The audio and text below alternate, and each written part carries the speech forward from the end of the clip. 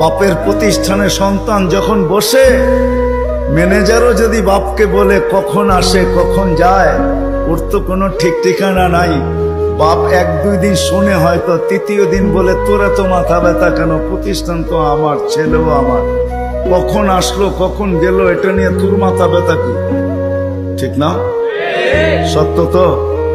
হ্যাঁ সত্য তো? বুঝাইতে পারলাম? এটাকে বাংলায় কি বলে? চোখে চোখে রাখা হয় না বেশি। কি একটা ভালো বাংলা বলেন? কি বলে?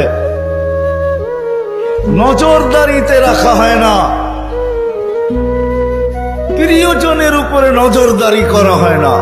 কখন আসলো কখন গেল, ক্যাশ থেকে কি নিল কি রাখলো, বাবা বলে নিল তো আমার ছেলেই নিচ্ছে, অন্য কেউ তো নেয় নাই।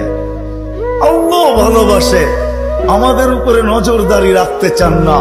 এই জন্যই কোরআন দিয়ে আমাদেরকে বুঝাইতে চান, ইয়াফু আন কাসীর, তোমাদের অনেক গুনাহ এমনি মাফ করে দিন।